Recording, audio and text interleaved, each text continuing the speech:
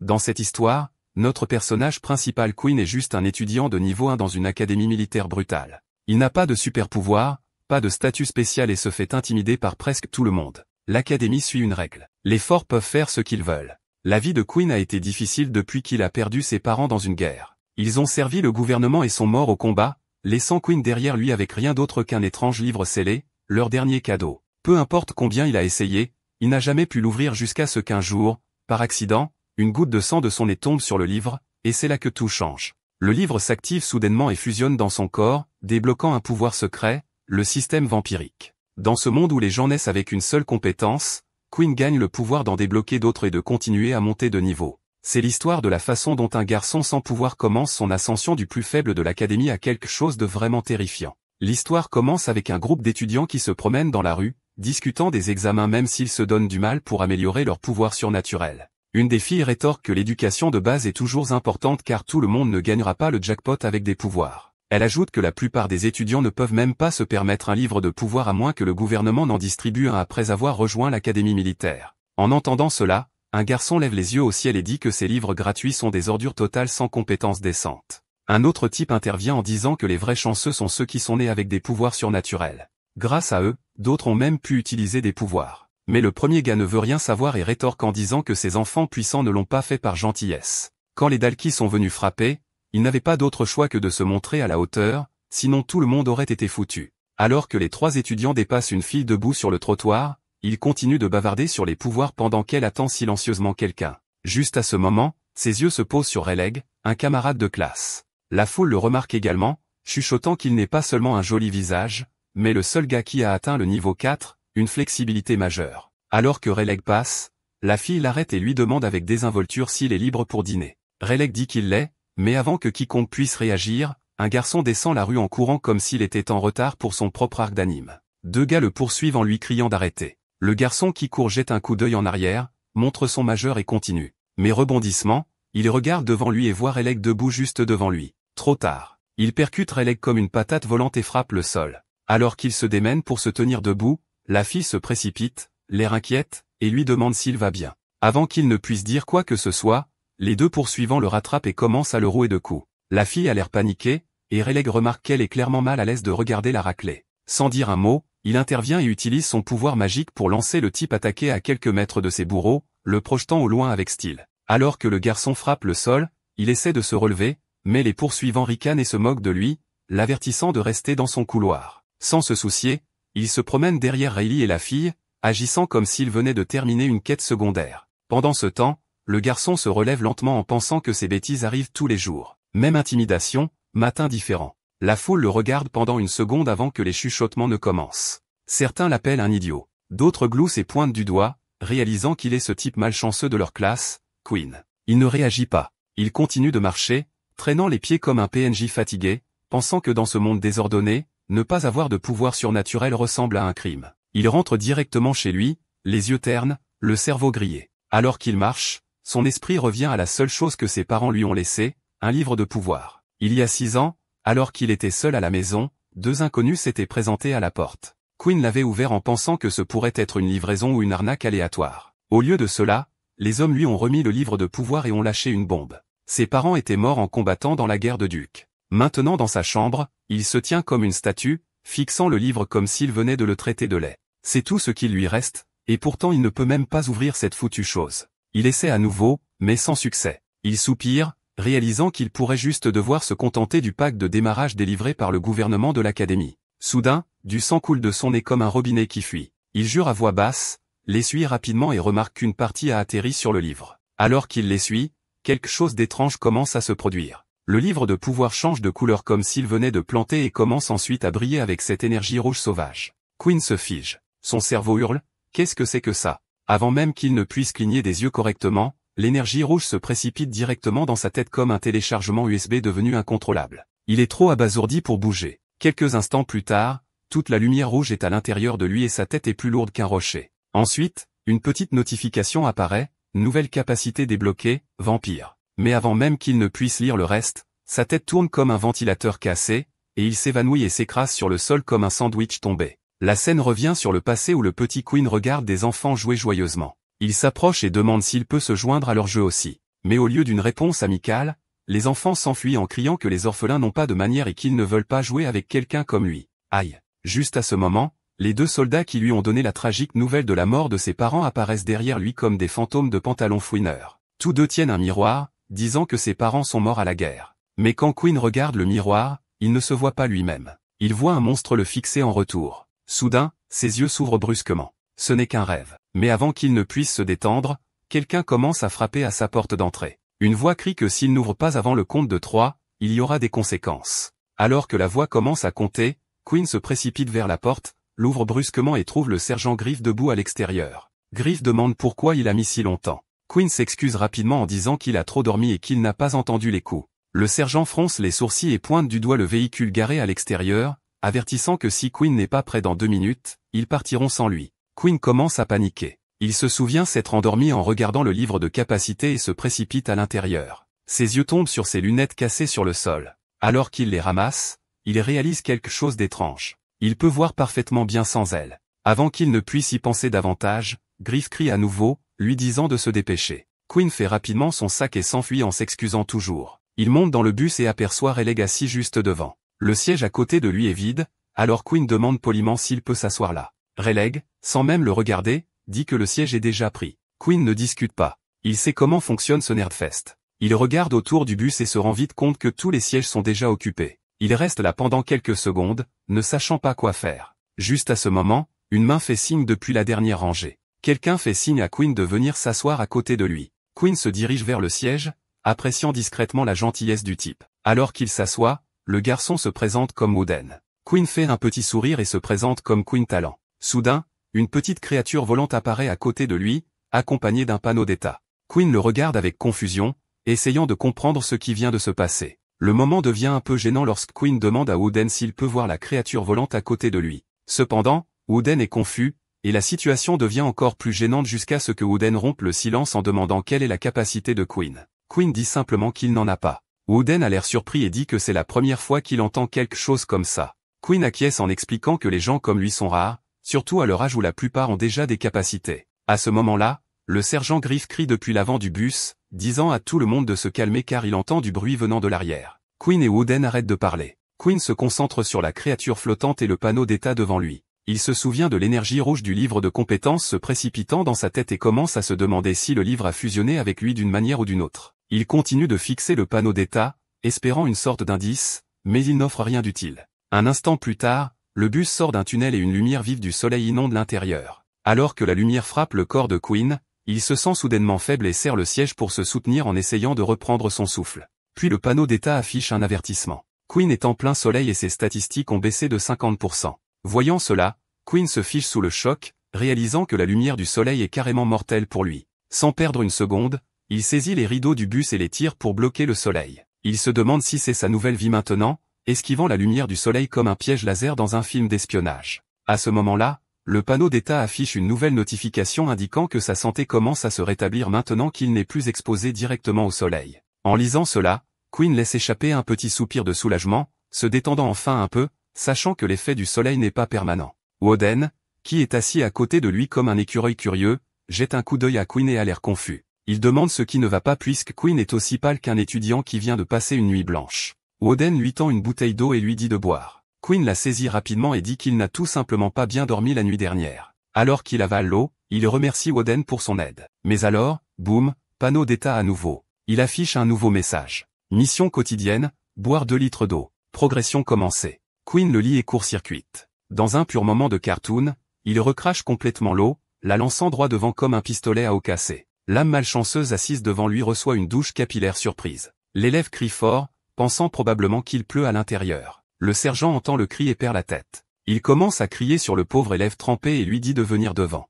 L'élève mouillé pointe Quinn comme s'il était au tribunal. Mais Quinn, il fait profil bas, regardant le siège du bus en pleine réflexion, faisant semblant de n'avoir jamais vu de bouteille d'eau de sa vie. Pendant ce temps, le panneau d'état flotte calmement devant lui, et Quinn commence à réfléchir. Ce n'est pas normal. Les pouvoirs surnaturels de tous les autres concernent une compétence spécifique. Il lise un livre. Boum. Pouvoir débloqué. Mais lui, ses pouvoirs viennent avec des menus, des missions et des pop UPS. On se croirait moins dans la vraie vie et plus coincé dans un jeu vidéo avec des notes de patch. Bien sûr, il a une vision plus nette maintenant. Mais à part ça, il n'a aucune idée de sa véritable capacité. C'est comme ouvrir une boîte de butin mystère et obtenir des instructions dans une langue extraterrestre. Il se tourne pour demander à Woden ce qu'il pense de toute cette étrangeté, mais en jetant un coup d'œil, il trouve le gars déjà en train de ronfler. Alors qu'il regarde vers l'avant du bus, Quinn remarque quelque chose d'étrange. Tout le monde est inconscient, comme s'ils avaient fait la fête et se sont effondrés ensemble. Il se gratte la tête, confus, se demandant quand l'heure de la sieste a été annoncée. C'est alors qu'une étrange odeur se faufile dans son nez,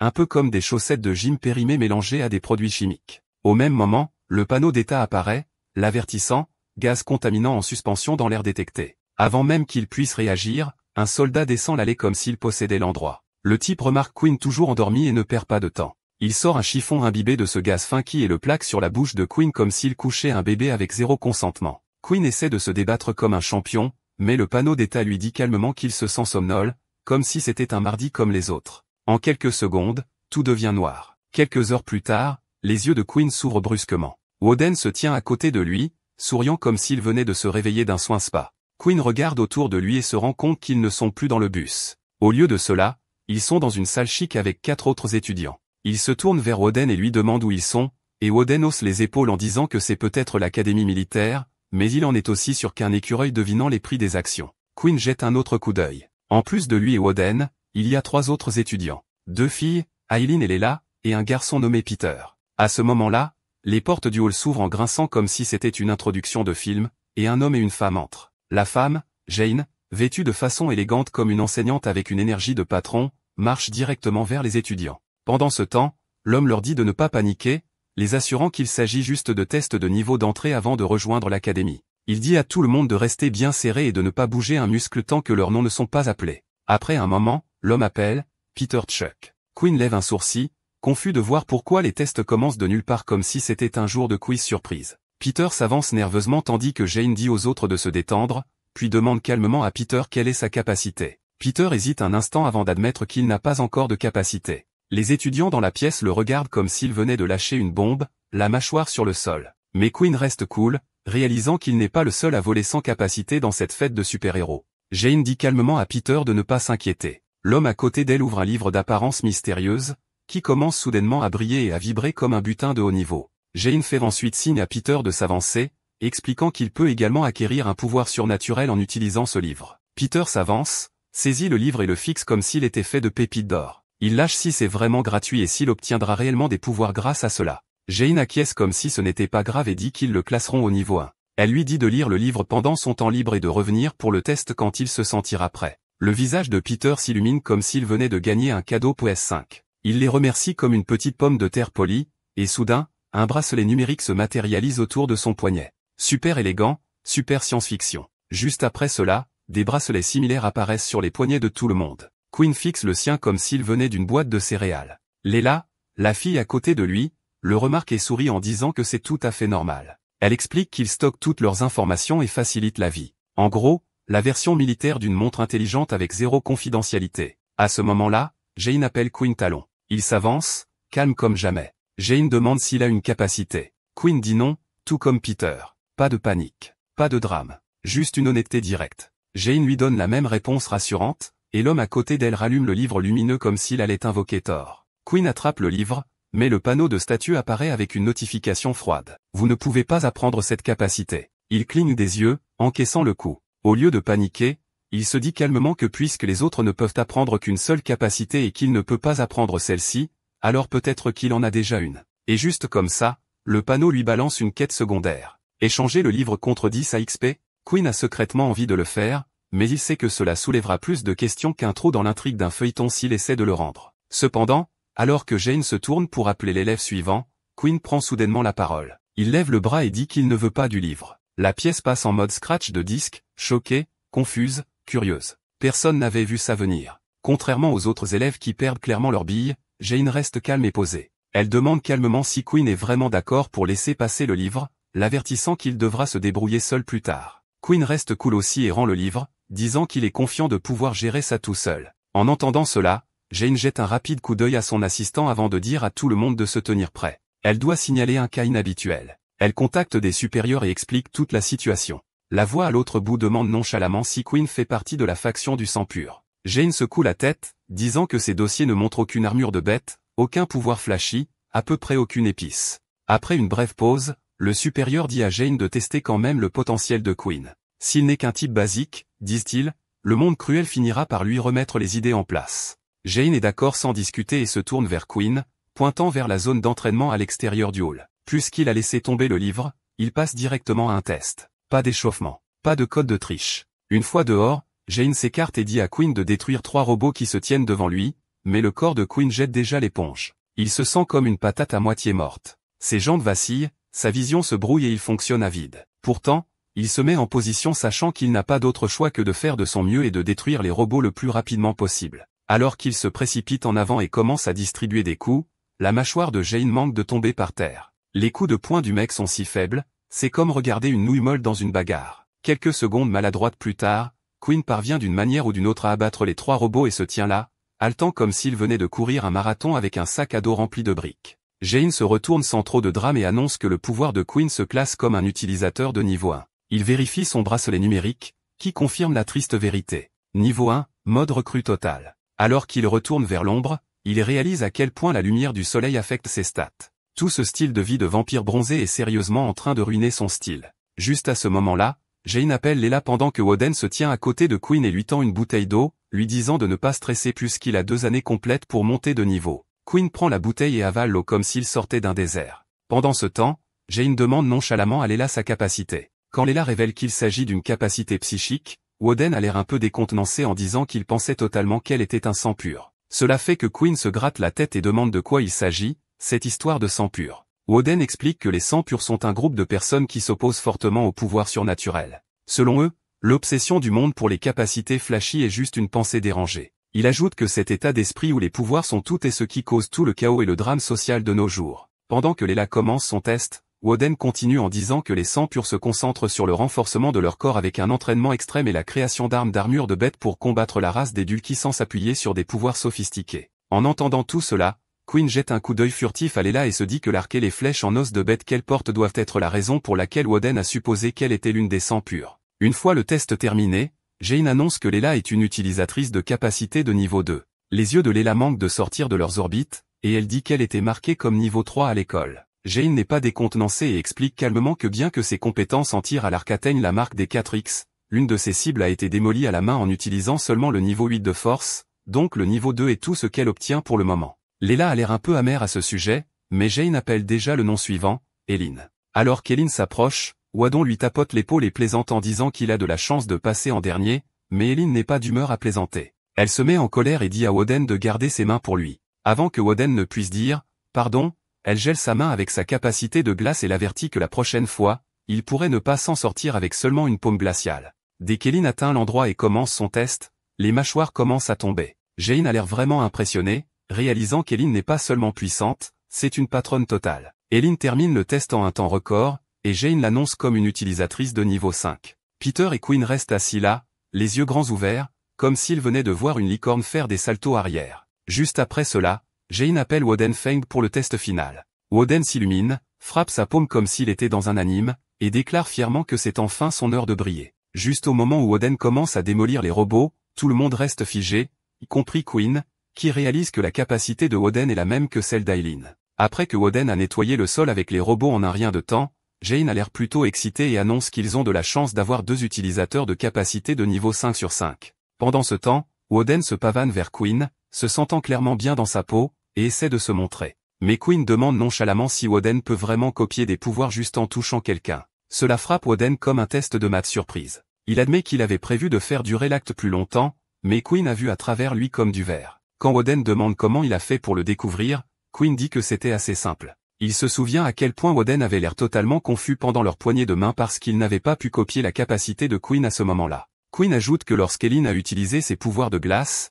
il était évident que Woden avait été pris au dépourvu. Donc, en additionnant 2 et 2, il n'y a qu'une seule réponse possible. Woden copie les pouvoirs par le toucher. En entendant tout cela, Woden est secoué. Il répond avec des éloges en disant que Quinn a un cerveau vif et des compétences d'observation de niveau ninja même sans pouvoir flashy. Quinn sourit juste, mais au fond de lui, il pense au moment de la poignée de main où Woden n'a rien réussi à copier. Ce souvenir étrange reste gravé dans sa tête et lui fait se demander quelle est réellement sa capacité, car même maintenant, il n'a aucune idée de ce qui se trame à l'intérieur de lui. Juste à ce moment-là, Elin s'approche et demande froidement si Woden est un utilisateur de capacité natif. Ces utilisateurs sont nés avec des pouvoirs, et la légende dit que tous les pouvoirs trouvés dans les livres de compétences d'aujourd'hui viennent d'eux. Mais au lieu de donner une réponse directe, Woden se contente de sourire et dit qu'il y a une récompense si elle devine juste. Elin, clairement pas d'humeur aux énigmes, roule des yeux et s'éloigne comme une reine qui quitte une conversation de groupe ennuyeuse. Juste après cela, Jane rassemble tout le monde et pointe vers l'ascenseur super chic,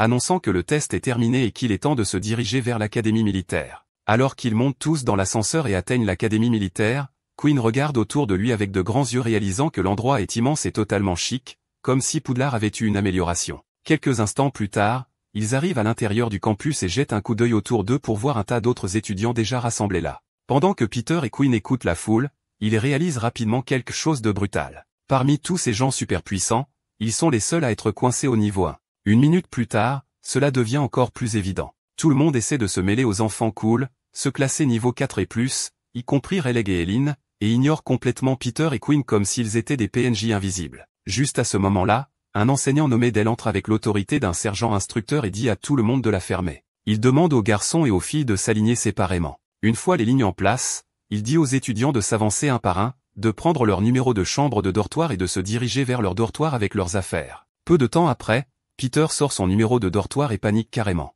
Il a le numéro 23. Mais les ennuis arrivent quand un autre gars, qui a également obtenu le numéro 23, l'entend et panique, réalisant qu'il sera coincé avec un colocataire de niveau 1. En mode panique, le type se dirige furtivement vers Queen et échange sournoisement les boules de numéro après avoir demandé son numéro de chambre de dortoir. Avant même que Queen ne comprenne ce qui se passe, le type s'enfuit avec la boule numéro 12 comme s'il était aux Jeux Olympiques. Peter est laissé là presque en larmes, réalisant que personne ne veut vivre avec un frère de bas niveau. Mais Queen le rassure et dit qu'ils sont dans le même bateau, tous les deux des niveaux 1, et qu'il est tout à fait d'accord pour vivre ensemble. Juste à ce moment-là, Woden s'approche tout joyeux et annonce qu'il a tiré le numéro 23. Quand il demande les numéros de Peter et Queen, Peter s'illumine comme un arbre de Noël et dit qu'ils ont également obtenu le 23. Woden les attire dans un grand câlin de groupe, disant que leur chance est insensée, et qu'ils vont s'éclater à vivre ensemble. Pendant ce temps, de l'autre côté du terrain, un type dit à son ami que quelqu'un a piqué son numéro de dortoir. Son pote se craque les doigts, s'énerve et lui dit de le suivre. Il va l'aider à le récupérer. Mais le type l'avertit nerveusement que celui qui a échangé les numéros est en fait un utilisateur de niveau 5. De l'autre côté, Woden sourit comme un chat qui a volé de la crème, se relaxant avec Peter et Queen. Parce que la vérité, c'est qu'il a échangé les choses exprès juste pour rester avec eux. Woden réussit d'une manière ou d'une autre à se faufiler avec Peter et Queen alors qu'ils atteignent tous les trois leur chambre de dortoir sains et saufs. Après avoir balancé leurs affaires et s'être installés, Woden jette un coup d'œil à Peter et lui demande nonchalamment s'il veut se joindre à lui pour s'amuser, car ils ont le reste de la journée libre pour se détendre. Mais Peter, déjà le nez plongé dans le livre de pouvoir qu'il a reçu des officiels, dit rapidement non. Il veut finir de déballer et plonger d'abord dans son nouveau livre de compétences brillant. Voyant que son invitation à une fête vient d'être rejetée, Warden se tourne vers Queen et lui demande si ça lui dit. Queen hésite une seconde, puis hoche la tête, disant qu'il veut jeter un coup d'œil à la bibliothèque. Ce qu'il ne dit pas à voix haute, c'est que la vraie raison est sa capacité bizarre, qu'il ne comprend toujours pas entièrement. Il espère que la bibliothèque a suffisamment d'infos croustillantes pour l'aider à comprendre. Warden s'illumine comme un gamin dans un magasin de bonbons et accepte tout de suite, disant que ça fait une éternité qu'il n'a pas ouvert un livre, et que c'est une bonne excuse pour enfin en toucher un à nouveau. Quelques instants plus tard, ils entrent ensemble dans la bibliothèque, et Queen est instantanément secoué. L'endroit est bondé, bien plus de personnes qu'il ne s'y attendait pour un endroit rempli de livres. Mais en entrant plus loin, il réalise quelque chose d'étrange. Il peut voir les lèvres de tout le monde bouger, mais il n'entend pas un seul mot. C'est comme si quelqu'un avait appuyé sur le bouton muet de tout le bâtiment. Alors qu'ils atteignent un bureau à proximité, Warden pointe du doigt un appareil étrange qui s'y trouve et plaisante en disant que, comme Queen est allé à l'école publique, il n'a probablement aucune idée de ce que c'est. Il explique que le simple fait de toucher l'appareil active un espace insonorisé afin que les personnes à l'intérieur puissent bavarder, chuchoter ou déverser le thé sans déranger personne d'autre. Warden le touche, et Queen le voit fonctionner pour la première fois. Ses yeux s'écarquillent comme si c'était un spectacle de magie. Il admet que c'est la première fois qu'il voit quelque chose comme ça. Alors qu'il s'assoit, Warden jette un coup d'œil à la pile de livres de Queen et lève un sourcil. C'est une véritable fiesta de livres empilés à côté de lui. Curieux, il demande si Queen fait des recherches approfondies ou s'il fait juste valoir son rat de bibliothèque intérieure. Queen dit simplement que, comme il n'a pas pris le livre de compétences gratuit de l'école, il veut explorer quel genre de pouvoir flashy existe. Il espère trouver un pouvoir qui lui convient mieux, comme choisir la bonne saveur dans un buffet de super-héros. En entendant cela, Warden éclate de rire et dit qu'il pensait honnêtement que Quinn voulait rejoindre l'équipe chic de sang pur, mais il s'avère que le gars ne voulait tout simplement pas finir comme le loyal chiot du gouvernement. Cela fait lever un sourcil à Quinn. Il demande ce que Warden entend par chien militaire. Warden le regarde comme s'il venait de demander si la lune est faite de fromage. Il demande si Quinn ne sait vraiment pas ce que cela signifie. Pense-t-il vraiment que l'armée distribue des livres de compétences gratuitement par gentillesse? Gordon déverse le thé. Quiconque prend un livre de compétences gratuit de l'armée signe en gros un contrat. À l'avenir, ils devront suivre les ordres. Allez ici, faites cela, roulez, aboyez 2 fois, comme des poutes bien entraînées. Quinn reste assis là comme s'il venait de voir un fantôme, réalisant que Peter, qui souriait jusqu'aux oreilles après avoir reçu son livre de compétences, pourrait en fait être coincé à jouer à aller chercher pour l'armée plus tard. Il se demande si Peter sait même dans quoi il s'est embarqué. Mais au lieu de s'attarder là-dessus, Quinn revient à sa véritable mission et demande à Warden s'il a déjà entendu parler d'une capacité qui s'affaiblit à la lumière du soleil. Warden fixe Quinn comme si celui-ci venait de lui demander de résoudre la physique quantique. Après un moment, il lève les mains et dit que c'est totalement dingue. Peut-être que certaines personnes se sentent faibles parce qu'elles ne peuvent pas gérer correctement leur pouvoir, mais une faiblesse directe à la lumière du soleil? C'est un non-sens de vampire de niveau supérieur, pas un truc d'humain. Quinn glousse et acquiesce, faisant semblant que tout est théorique même s'il sait que c'est exactement ce qui lui arrive. Quelques heures plus tard, il finit de feuilleter la montagne de livres qu'il avait choisis, seulement pour se rendre compte qu'aucun d'entre eux ne mentionne quoi que ce soit sur sa capacité ou la bizarre faiblesse à la lumière du soleil. Il jette un coup d'œil au dernier étage de la bibliothèque et décide de consulter les livres là-bas, espérant qu'il pourrait déterrer quelque chose sur sa bizarre capacité. Pendant que Warden somnole sur la table comme un panda évanoui, Quinn grimpe à l'étage supérieur et commence à parcourir les étagères. Mais après avoir feuilleté quelques livres, il réalise que la plupart d'entre eux sont de la pure fantaisie au lieu d'informations réelles sur les compétences et les capacités. Il ferme un livre sur un dragon rouge réincarné en humain, cool mais totalement inutile, et remarque qu'il est presque l'heure du dîner. Pourtant, il décide de feuilleter un dernier livre avant de rentrer. Il en prend un sur les vampires et commence à lire, seulement pour découvrir que les vampires ont aussi leur propre catégorie, compétences d'épée, hypnose, et tout ça. Après avoir parcouru quelques pages, il remet le livre, réalisant que la seule similitude réelle avec lui-même est que leurs pouvoirs prennent également une forte baisse à la lumière du soleil. Juste au moment où il fait ça, une notification système apparaît sur son panneau d'état, lui disant qu'il a acquis une meilleure compréhension du système et qu'il a marqué 10 points d'expérience supplémentaires. Cela laisse Quinn complètement déconcerté. Il commence à se demander si le pouvoir qu'il a obtenu est uniquement pour les vampires. Pendant ce temps, après quelques heures de sieste de qualité, Warden se réveille, s'étire comme un chat paresseux et remarque que Quinn n'est pas là. Il se gratte la tête et se demande si le gars a déjà quitté la bibliothèque et l'a laissé là, ressemblant à un ours en peluche oublié. De retour en haut, Quinn est toujours plongé dans les livres sur les vampires, et chaque nouvelle page fait l'effet d'une bombe. Quelques instants plus tard, une autre notification système apparaît, lui indiquant qu'il a débloqué une tâche facultative. Il fixe le panneau d'état pendant quelques secondes avant de décider de l'accepter. Dès qu'il appuie sur confirmer, il reçoit la tâche, boire le sang d'un humain. Cela envoie Quinn en mode panique totale. Il fixe l'écran comme s'il venait d'insulter sa mère, se demandant s'il doit réellement se transformer en Dracula pour accomplir la mission et si cela signifie blesser quelqu'un ou pire, commettre une série de crimes à grande échelle. Quelques instants plus tard, Quinn sort de la bibliothèque et commence à se diriger vers sa chambre de dortoir. Mais alors qu'il marche, la lumière du soleil le frappe de plein fouet comme si elle avait un problème avec lui. À ce moment-là, un avertissement apparaît, lui indiquant que ses statistiques sont réduites de 50%. Quinn ralentit, pensant qu'il ressemble probablement à un toast brûlé maintenant. Il se souvient de la nouvelle tâche de boire du sang humain et se demande si le système va lui lancer une récompense brillante pour cela. Il glousse en pensant, super. Maintenant, je suis un vampire qui ne peut plus marcher correctement à la lumière du soleil. Quelle est la prochaine étape? Une allergie à l'ail? Alors qu'il continue de marcher, il remarque qu'il reçoit des points d'expérience gratuits chaque jour juste pour avoir effectué des tâches simples. Il découvre également quelque chose de nouveau. La lumière du soleil l'affaiblit, peu importe qu'il s'agisse d'un midi brûlant ou simplement d'un doux coucher de soleil. Même une petite exposition réduit sa puissance. Il ouvre ses statistiques et commence à calculer combien de temps il faudrait pour passer au niveau supérieur grâce à ses tâches quotidiennes. Il réalise qu'il lui faudra environ 3 semaines pour atteindre le niveau suivant à ce rythme. Bien que le processus soit lent, il reste optimiste, pensant qu'il finira par passer au niveau supérieur. Il se demande également s'il y aura des changements majeurs une fois qu'il aura passé au niveau supérieur. À ce moment-là, une voix attire son attention. Quelqu'un s'excuse devant. Quinn lève les yeux et voit Peter se faire frapper par un autre étudiant. Peter continue de s'excuser tout en disant qu'il ne l'a pas bousculé exprès. Alors que Quinn s'approche, il confirme que c'est bien Peter.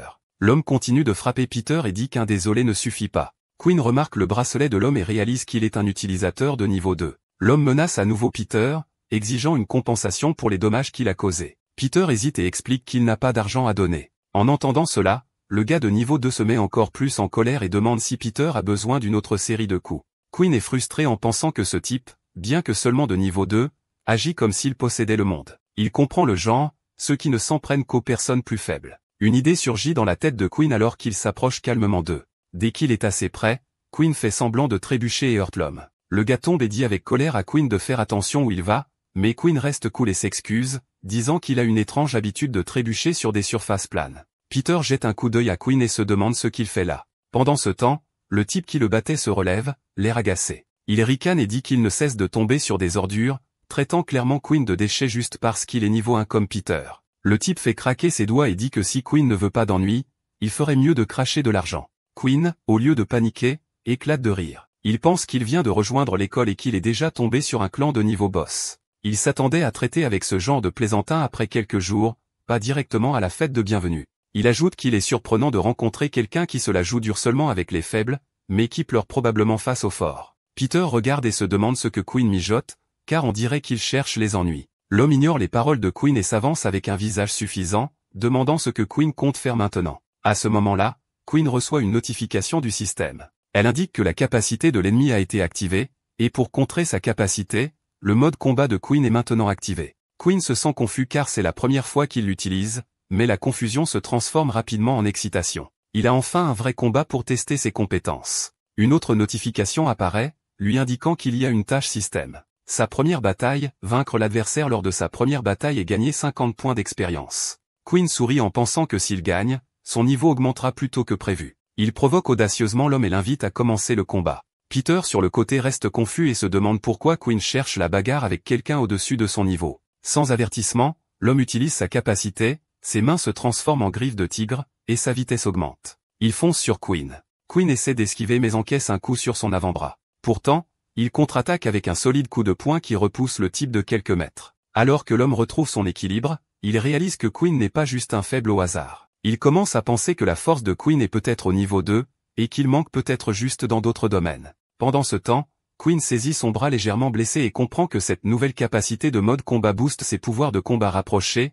Il est maintenant convaincu que même contre un adversaire de niveau 2, il a réellement une chance réelle de gagner. En plus de cela, il pense à la fille qu'il a rencontrée lors des examens d'entrée, celle qui n'avait que 8 points de force mais était toujours classée au niveau 2. Quinn réalise maintenant que lorsqu'il n'est pas exposé à la lumière du soleil, toutes ses stats de base restent à 10, ce qui signifie qu'il devrait également être considéré comme au moins au niveau 2. Il se qualifie de boss de l'ombre déguisé et glousse, pensant que le soleil le nerfe comme un bug de jeu bon marché. Il se sent comme un super-héros avec une faiblesse solaire. Avec cette pensée, il se précipite vers l'homme qui charge également sur lui sans reculer. Quinn balance son bras pour attaquer, mais l'homme esquive et tranche l'épaule de Quinn avec ses griffes acérées. Le type rit, pensant que Quinn manque de vitesse, c'est pourquoi il est toujours bloqué au niveau 1. Sans lui laisser le temps de récupérer, l'homme frappe à nouveau. Peter regarde avec de grands yeux, se sentant nerveux et pensant que Quinn n'a aucune chance contre quelqu'un de niveau 2. Pendant ce temps, Quinn reçoit une alerte du système lui disant qu'il perd du sang et que sa santé diminue. Il se ressaisit et se souvient que le coucher du soleil est proche.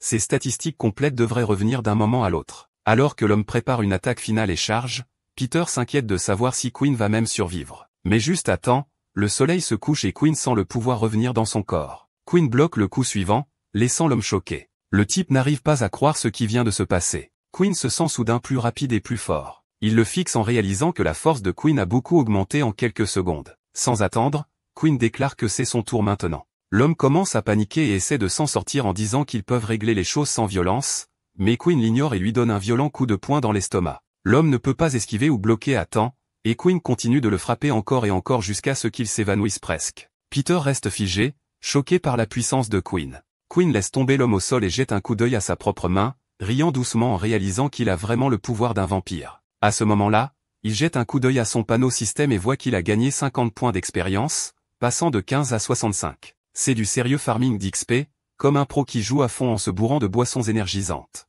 En plus de cela, il reçoit une notification du système concernant une récompense supplémentaire, une nouvelle compétence appelée Analyse actuellement au niveau 1. Quinn devient tout souriant, se sentant comme s'il venait d'ouvrir une boîte de collation mystère et qu'il avait trouvé des chips à l'intérieur au lieu d'air. Il est surexcité de savoir qu'il a débloqué une nouvelle compétence. Alors que le système mentionne que son mode combat est maintenant désactivé, Peter s'approche et demande si le type que Quinn vient de combattre respire encore. Mais Quinn reste calme et dit qu'il n'est pas le genre de personne qui prendrait la vie de quelqu'un. Il ajoute qu'il a seulement gravement battu le type, donc il n'oserait plus jamais s'en prendre à lui. En entendant cela, Peter regarde le type assommé et admet que Quinn lui a fait peur en invitant le type à se battre tout d'un coup, surtout que le type était un niveau 2. Mais Quinn ne répond pas et se concentre juste sur sa nouvelle compétence, se demandant si l'analyse peut révéler les faiblesses des gens. Il l'essaie rapidement sur Peter qui mentionne que son bras saigne et suggère qu'ils aillent à l'infirmerie. Quinn réalise que la compétence montre la race, la santé, le groupe sanguin et la capacité d'une personne. Il l'utilise ensuite sur l'autre type et découvre qu'il s'appelle Kyle, qu'il a peu de santé, qu'il est du groupe sanguin B négatif et que sa capacité est la transformation. Pourtant, Quinn remarque que certaines informations sont verrouillées et suppose que peut-être des niveaux de compétences plus élevés déverrouilleront ces parties plus tard. Même avec ça, il est content des données, surtout que connaître le groupe sanguin de quelqu'un est plutôt pratique maintenant qu'il est un vampire. Debout là, il se demande même si les différents groupes sanguins ont un goût différent, mais il se ressaisit rapidement en réalisant qu'il pense comme un vampire à part entière maintenant. À ce moment-là, il remarque une flaque de sang devant lui. Alors que la quête lui vient à l'esprit, Peter prend à nouveau la parole en lui demandant s'il va bien et en disant qu'il devrait partir avant que quelqu'un ne remarque le combat ou Kyle. Quinn accepte maladroitement, et ils commencent tous les deux à s'éloigner. Alors que Peter avance, Quinn jette un coup d'œil furtif au sang sur le sol comme si c'était une part de pizza qu'il avait oublié de prendre. Son cerveau fait des saltos arrière. Il fait le mec cool, mais au fond, c'est l'heure des fringales de vampire. Après avoir marché quelques mètres, Peter demande si Quinn va vraiment bien, suggérant qu'il devrait au moins faire nettoyer la blessure pour que le saignement s'arrête.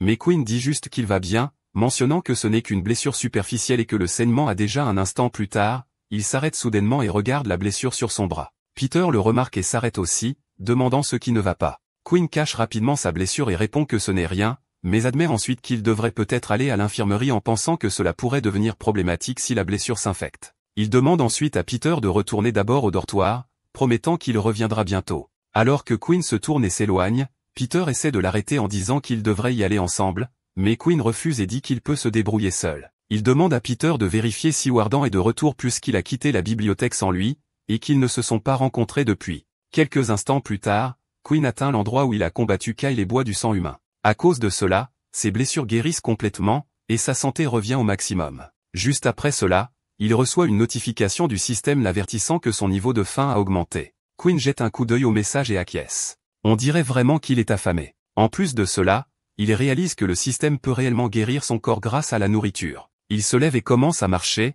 pensant qu'il doit y avoir une source de nourriture à proximité. Après avoir cherché pendant quelques minutes, il aperçoit un distributeur automatique près de l'entrée du terrain d'entraînement. Alors qu'il prend la nourriture du distributeur automatique, Quinn entre dans le terrain d'entraînement avec de la nourriture fourrée dans sa bouche comme un écureuil en mission. Il regarde autour de lui pour trouver un bot d'entraînement décent, à moitié en train de mâcher, à moitié en train d'observer, comme s'il était sur le point de frapper quelqu'un ou de faire une sieste. Pas d'entre-deux. Pendant ce temps, à l'intérieur de l'arène, une fille est occupée à s'entraîner, frappant des bottes avec des flèches comme si elle jouait au tap-top en mode HD. Alors qu'elle prend une gorgée d'eau, elle se dit que c'est assez d'entraînement pour la journée et prévoit de retourner dans sa chambre. Mais juste à ce moment-là, elle aperçoit Quinn et réalise que c'est le même type sans pouvoir tape à accent grave l'œil ni titre fantaisiste. En le regardant jeter des coups d'œil autour de lui comme un chiot perdu confus, elle se demande pourquoi il est même venu ici sans avoir de capacité spéciale. Tout en se demandant s'il est là pour tester à nouveau sa force brute, elle voit Quinn se tenir devant les bottes. Il enlève sa veste et la jette négligemment sur le sol.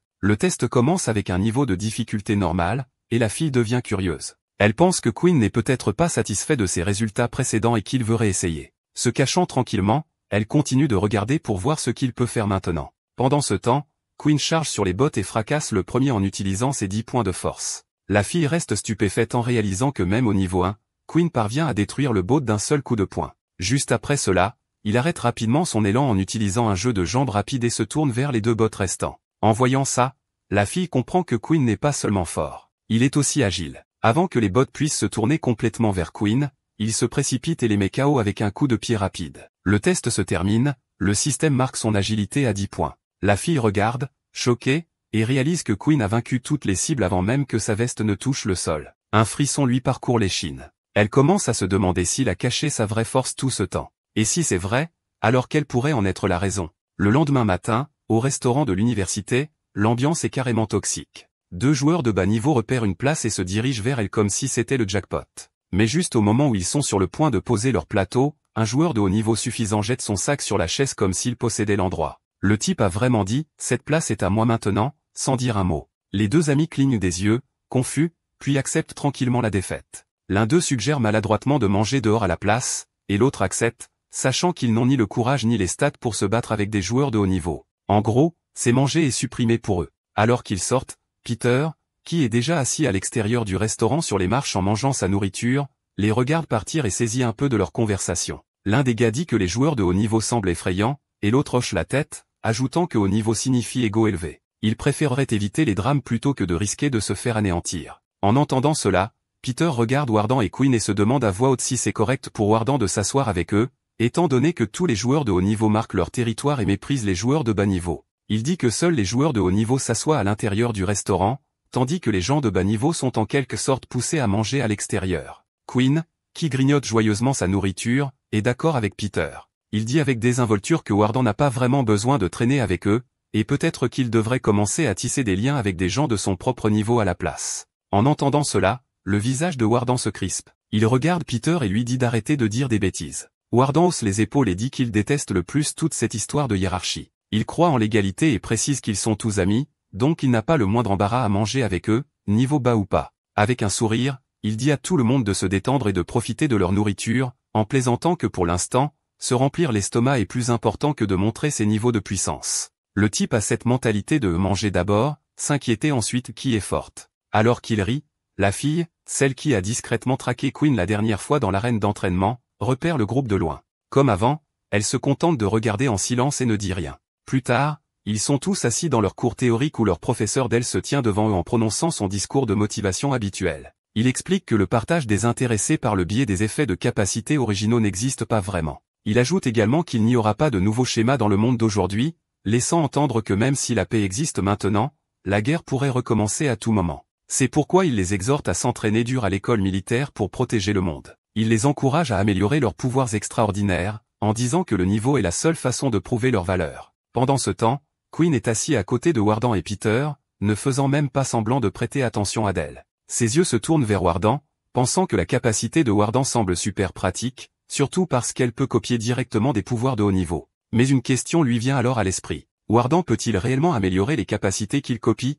Curieux, il active sa compétence d'exploration pour vérifier la capacité de Warden, mais finit par voir qu'elle est cachée. Alors que Warden est assis là paisiblement, complètement inconscient que Quinn vérifie discrètement ses stats, Quinn commence à être confus. Il se demande pourquoi la capacité de Warden est cachée, comme si les potes portaient une cape d'invisibilité juste pour les compétences. Sans perdre de temps, il se tourne vers Warden et lui demande avec désinvolture s'il peut toujours utiliser le pouvoir d'Irene. Warden a l'air surpris pendant un moment, puis félicite Quinn, disant que le type a l'œil vif pour avoir compris l'une des caractéristiques de ses capacités. Warden révèle qu'il ne peut plus utiliser le pouvoir d'Irene et explique que sa compétence de copie se réinitialise chaque jour. Donc, à moins qu'il ne touche à nouveau Irene, sa capacité est hors limite. Warden se contente de bâiller, remercie Quinn pour l'avertissement, puis demande si Quinn ou Peter pourraient lui prêter leur capacité pour le prochain test. Il dit qu'il n'a pas encore décidé quelle compétence copier. Quinn rit maladroitement et s'excuse en disant qu'il ne peut pas aider avec ça. À ce moment-là, l'estomac de Quinn gargouille bruyamment. Warden le regarde, un peu confus, et lui demande s'il a sérieusement encore faim, surtout après avoir mangé assez pour 2 personnes plus tôt. Quinn rit timidement et dit que peut-être la nourriture a été digérée un peu trop vite. Même lui a l'air surpris et se demande pourquoi il a de nouveau faim. Juste à ce moment-là, une notification système apparaît devant lui, l'informant que son niveau de faim a augmenté. Après avoir lu la notification, Quinn sent un frisson lui parcourir l'échine. Roloki panique en pensant que si ça continue, sa facture de nourriture va atteindre des sommets. Il prie silencieusement pour obtenir la pitié de son appétit croissant. L'estomac du type agit comme s'il y avait un trou noir à l'intérieur. Une fois le cours terminé, Quinn, Peter et Warden sortent ensemble. Alors qu'ils descendent le couloir, Warden dit qu'il doit utiliser les toilettes et leur dit d'y aller. Il promet de les rattraper plus tard. Quinn hoche la tête et dit à Warden de les rejoindre au dépanneur dans quelques minutes. En marchant, Quinn et Peter s'arrêtent soudainement en entendant des gens parler à proximité. Curieux, ils se tournent pour voir un groupe de 3 étudiants, Kyle et ses potes. L'un des amis de Kyle a l'air tendu et inquiet en disant qu'ils doivent encore organiser 50 points avant le week-end puisque Raleigh en a exigé autant. Un autre type hoche la tête, disant nerveusement qu'il ne veut pas se faire frapper et pense qu'il devrait simplement donner les points à Raleigh. Il demande ensuite à Kyle ce qu'il en pense. Mais Kyle, toujours amer après s'être fait gifler par Quinn hier, leur dit d'arrêter de le déranger et de simplement remettre les points. Il se vante même, disant qu'une fois qu'il aura atteint le niveau de Rayleigh, il demandera le double en retour. Juste à ce moment-là, Kyle remarque Quinn et Peter qui se tiennent à proximité et se figent. Au même moment, Peter devient nerveux et chuchote que Kyle est de retour, et cette fois avec toute son équipe, probablement à la recherche de vengeance. Mais Quinn reste totalement calme, ne montrant même pas un soupçon de peur. Pendant ce temps, les amis de Kyle sont tous excités. L'un d'eux regarde Quinn et Peter et dit que leur chance est au rendez-vous aujourd'hui. Ils sont en fait tombés sur ces deux célébrités célèbres. L'autre rit et ajoute qu'ils sont célèbres pour être les seuls débutants de niveau 1 de toute la classe avec 0 pouvoir surnaturel. Groes les appelle essentiellement des tutoriels ambulants. Kyle, d'un autre côté, cache son visage et dit doucement à ses amis de ne pas les provoquer, sachant très bien que Quinn est beaucoup plus fort qu'il n'y paraît. Peter commence à transpirer à grosses gouttes. Il jette nerveusement un coup d'œil à Quinn et lui demande d'une voix tremblante s'il pense lui aussi que Kyle a ramené du renfort pour se venger. Mais Quinn reste calme et dit non. Il explique que si les amis de Kyle savaient ce qui s'est réellement passé hier, ils intimideraient probablement Kyle aussi. Juste à ce moment-là, les deux amis de Kyle éclatent de rire et se dirigent vers Peter et Quinn. L'un d'eux leur dit de s'arrêter et de remettre 10 points avant de partir. Peter panique et demande ce qui se passe. L'autre sourit et dit qu'ils savent que Quinn et Peter sont encore de niveau 1 avec à peine quelques points, donc ils sont généreux en ne demandant que 10. Sûrement, ils peuvent se permettre ça. En entendant cela, Peter essaie de les arrêter en disant que ses dépenses de subsistance mensuelles couvrent à peine autant de points. En gros, le budget du type est allergique aux dépenses. Mais contrairement à Peter, Quinn reste cool et froid comme la glace. Il les regarde et leur demande s'ils le connaissent même et pourquoi il devrait donner ses points à des inconnus. Kyle commence à transpirer, réalisant qu'il pourrait se faire gifler à nouveau, mais il reste silencieux tandis que ses amis continuent de pousser, affirmant qu'ils ne font qu'emprunter les points. Ouais, d'accord. Des voleurs de quartier sympathiques. L'un d'eux commence même à crier et se prépare à se battre, mais Kyle intervient rapidement en essayant d'arrêter ses amis. Il leur dit de laisser tomber, disant qu'il gérera assez de points pour Rayleigh, et qu'il n'y a pas besoin de s'en prendre à Quinn et Peter.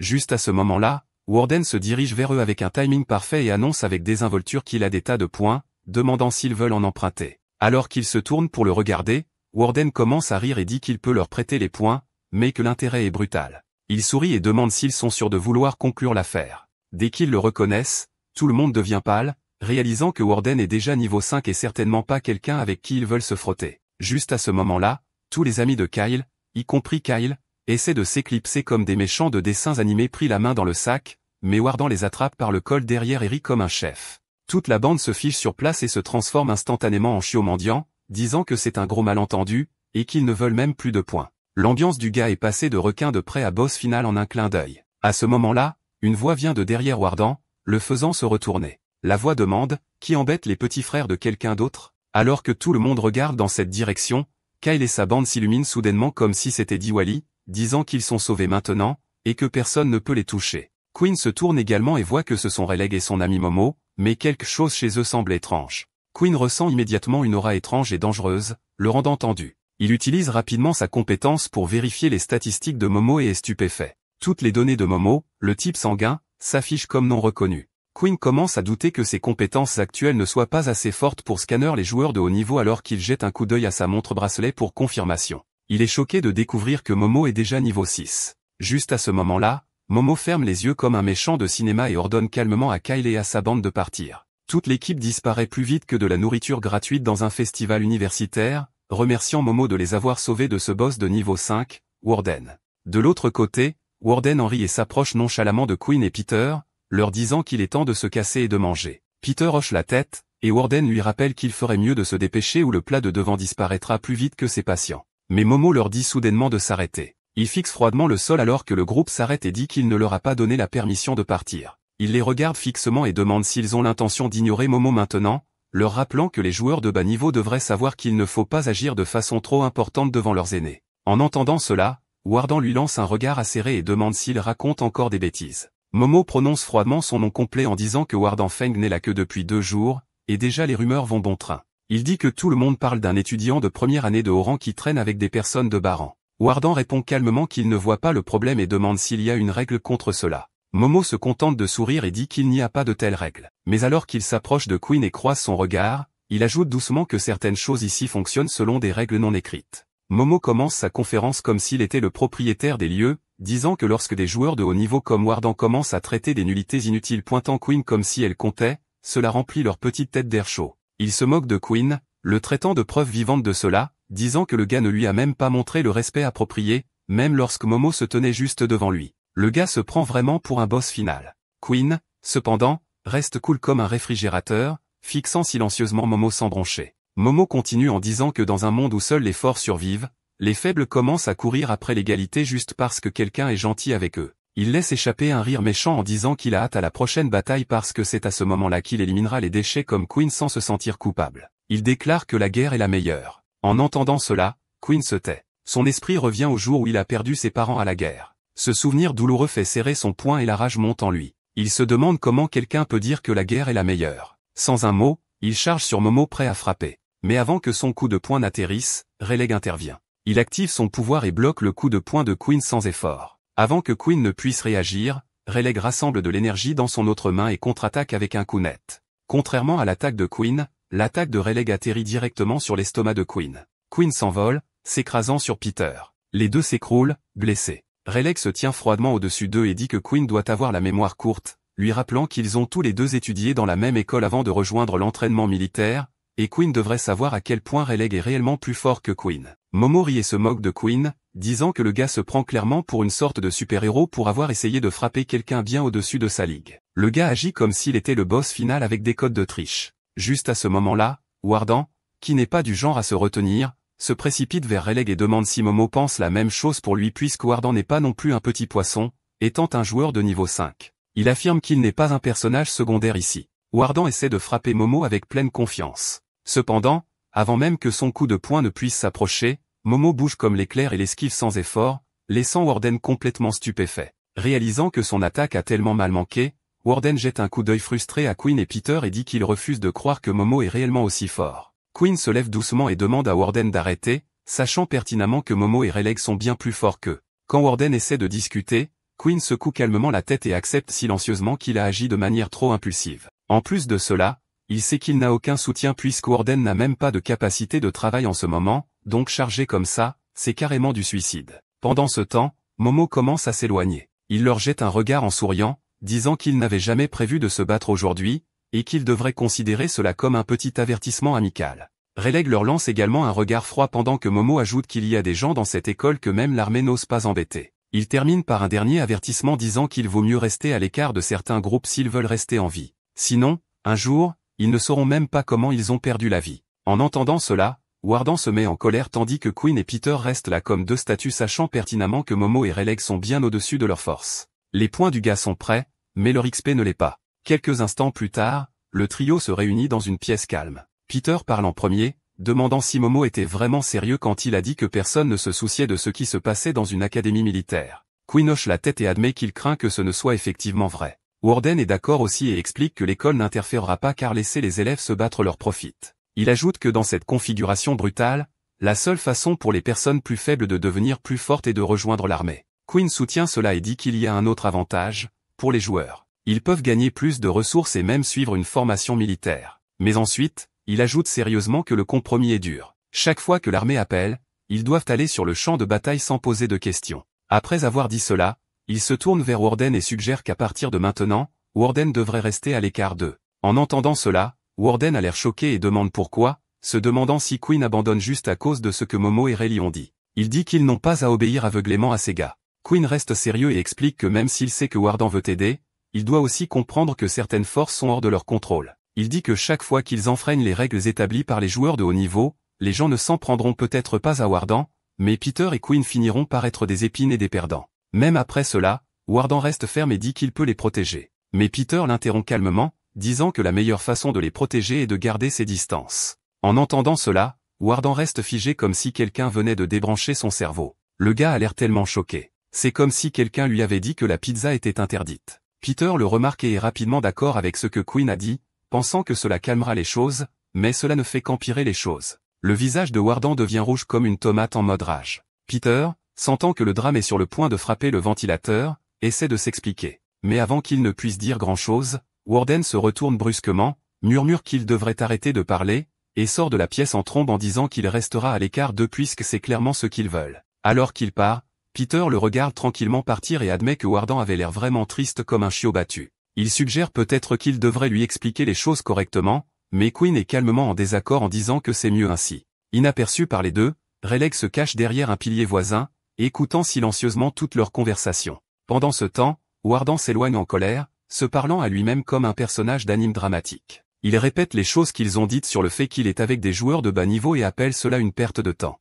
Mais ensuite, il se contredit, disant qu'ils ne comprennent même pas ce qu'il veut vraiment. Après quelques pas, il s'arrête, réalisant que même s'ils savent ce qu'il veut, le résultat ne change jamais. Cela ne lui est jamais favorable. Il force un sourire tout en se sentant lourd à l'intérieur, acceptant tranquillement que personne ne le comprenne jamais. Mais au lieu d'abandonner, il serre les poings et jure à lui-même qu'il se fiche de ce que pensent les autres. Il décide que quoi qu'il arrive, il ne laissera pas ces gens obtenir ce qu'ils veulent si facilement. D'un autre côté, Rayleigh, qui attend sournoisement comme un méchant à petit budget dans un drame à petit budget, passe enfin à l'action. Le gars charge et frappe Queen avec un coup net, l'envoyant voler comme un avion en papier dans une soufflerie. Peter lui jette un coup d'œil, paniquant doucement, se demandant si Queen respire encore ou s'il fait juste semblant d'être une statue. Alors que Queen touche le sol, Rayleigh murmure froidement, résistance superflue, comme s'il auditionnait pour un concours de monologue de méchants. Alors que Queen tente de se relever, Rayleigh lui arrache nonchalamment sa montre et l'utilise pour transférer directement 17 points du compte de Queen. Ils se sentent tous les deux misérables,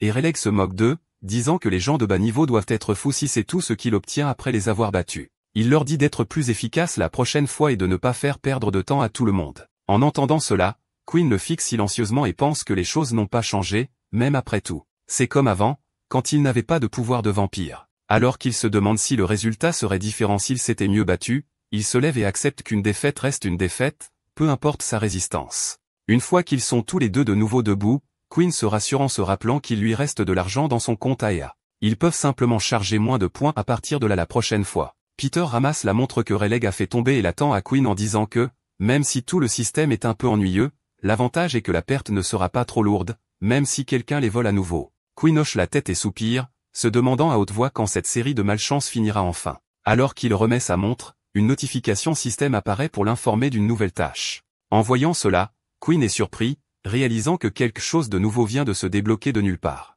Dès qu'il accepte la tâche, une notification système apparaît comme un présentateur de nouvelles trop dramatiques annonçant que la mission de Queen est de vaincre Rayleigh Blade. Il jette un coup d'œil à la petite icône de vampire flottant au-dessus de la tâche, et on dirait que le type passe une journée pire que Queen. Pourtant, les récompenses de la mission semblent plutôt bonnes. La terminée lui donne 80 points d'expérience, ce qui est un peu le jackpot pour un gars qui est coincé comme un insecte dans un bocal. Mais les vibrations joyeuses ne durent pas longtemps car Queen réalise rapidement que battre Rayleigh n'est pas une promenade de santé. C'est plutôt comme défier le directeur de l'école pour une bataille de conférence. Il ferme les yeux lorsque la lumière du soleil frappe son corps, et il devient clair que, oublier battre Rayleigh, se tenir correctement est une lutte en soi. Juste à ce moment-là, il reçoit une autre notification indiquant qu'en raison de l'écart de niveau élevé, il obtiendra des récompenses bonus s'il parvient réellement à terminer la mission. Mais les choses se gâtent rapidement. Il reçoit un avertissement indiquant que ses statistiques sont réduites de 50% en raison de l'exposition au soleil. En plus de cela, une autre alerte l'informe que sa faim a encore augmenté. Il vérifie ses statistiques et se rend compte que même s'il évite le soleil comme un vampire allergique à la crème solaire, cela ne comblera toujours pas l'énorme fossé entre lui et Rayleigh. Il comprend que monter de niveau rapidement est la seule façon s'il veut un jour se battre contre Rayleigh sur un pied d'égalité. Quelques instants plus tard, Queen et Peter atteignent leur chambre, comme s'ils venaient de terminer un jeu de survie. Warden est déjà assis sur le lit et les salue maladroitement, disant qu'il les attend depuis longtemps. Reprenant encore leur souffle, Queen et Peter hochent simplement la tête et lui disent qu'ils sont enfin de retour. Juste à ce moment-là, Peter remarque le visage de Warden et se rend compte que quelque chose ne va pas. On dirait qu'il a fait un combat de catch dans la boue avec un ours. Son visage est légèrement contusionné et couvert de terre. Quand Peter lui pose des questions à ce sujet, Warden sourit comme si de rien n'était et leur dit de ne pas s'inquiéter. Il ajoute avec désinvolture qu'il a d'abord bien tabassé l'autre gars, puis change de sujet en demandant s'ils ont gagné leur combat. Alors que Peter commence à expliquer, Queen l'interrompt avec un rire et dit que rien de grave ne s'est passé. Il plaisante en disant qu'ils ont partagé un repas luxueux et se sont fait plaisir à Merge. En entendant cela, Warden se lève, se dirige vers la garde-robe et commence à faire semblant d'agir cool. Il sourit et dit que c'est bien qu'ils se soient amusés, en leur demandant de l'emmener la prochaine fois qu'ils sortiront manger. Alors que Warden est occupé à faire semblant que tout va bien, Peter se penche discrètement vers Queen et lui murmure s'il n'a pas l'intention de dire à Warden ce qui s'est réellement passé avec Rayleigh. Queen lui répond à voix basse qu'il vaut mieux l'oublier, connaissant Warden, il ne laissera pas tomber, et Queen ne veut pas qu'il s'inquiète pour ça. Juste à ce moment-là, l'estomac de Queen grogne bruyamment comme une bête affamée. Warden a l'air confus tandis que Queen se gratte la tête et rit maladroitement, disant que plus la nourriture est fantaisiste, plus la portion est petite. C'est tout à fait normal d'avoir faim. Il ajoute également que sa digestion fonctionne à la vitesse de l'éclair. Warden glousse et déverrouille sa smartwatch, approuvant l'excuse. Il suggère d'aller au dépanneur pour prendre quelque chose à manger car il est tout prêt. Cependant, Warden transfère soudainement 10 points sur le compte de Quinn, le laissant totalement stupéfait comme si quelqu'un venait de lui donner une pizza dans une salle d'examen. Il demande si Warden lui donne vraiment ses points, disant que c'est un peu trop et un peu gênant à accepter. Mais Warden reste ferme et lui dit de ne pas refuser, disant que les points ne sont qu'une excuse pour plus tôt cet après-midi. Il admet qu'il peut être un peu têtu parfois et leur demande de simplement le supporter à l'avenir. En entendant cela, Quinn sourit et remercie Warden pour les points avec une sincère gratitude. Quelques instants plus tard, Quinn atteint le dépanneur et commence à chercher quelque chose à manger. En parcourant les rayons, il surprend 2 gars en train de parler. L'un d'eux dit qu'il a eu une peur bleue plus tôt et demande à son ami s'il a remarqué le regard dans les yeux de Momo, ajoutant qu'ils ont de la chance que Momo n'ait rien fait. Son ami lui dit rapidement de baisser la voix, l'avertissant que quelqu'un pourrait entendre. Quinn les regarde et les reconnaît comme les mêmes 2 qui étaient avec Kyle cet après-midi. Il se concentre discrètement sur leur conversation et entend l'un d'eux chuchoter que Rayleigh leur a dit de collecter les points rapidement, sinon il ne pourrait plus les protéger. L'autre est d'accord et dit que Kyle est tellement lâche qu'il a même prétendu qu'il irait collecter l'argent tout seul. Son ami hoche la tête et ajoute que si ce genre de choses continue à se produire et qu'il n'emprunte pas aux autres, personne ne pourra suivre le rythme. Juste à ce moment-là, Quinn reçoit une notification système. Elle l'informe d'une nouvelle mission, vaincre n'importe quel adversaire. En voyant la mission secondaire apparaître, Quinn est surexcité comme un pauvre qui repère une vente, un acheté, 3 offerts. Il se rend compte que le timing est parfait et que la récompense n'est pas mauvaise non plus, 50 points d'expérience. Pendant un instant, il pense à utiliser les copains de Kyle comme des collations EXP gratuites, mais secoue ensuite la tête en pensant qu'il serait trop suspect de s'en prendre directement à eux. Juste à ce moment-là, il remarque un masque de loup accroché dans le dépanneur, et un plan de niveau génial lui vient à l'esprit comme du popcorn dans une poêle chaude. Quelques instants plus tard, les amis de Kyle traînent devant le dépanneur dans une zone semblable à un parc d'attractions. D'une manière ou d'une autre, les deux se séparent. Quinn envoie un erré seul et commence à le suivre. Le type sent soudain que quelque chose ne va pas et a peur. Il se retourne et crie, demandant qui est derrière lui, mais Quinn disparaît dans l'ombre. Le type regarde autour de lui nerveusement et crie à celui qui est là d'arrêter de jouer. C'est alors que Quinn se révèle, maintenant portant le masque de loup. Le type se fige, confus pendant un moment en pensant que c'est son ami qui lui fait une blague,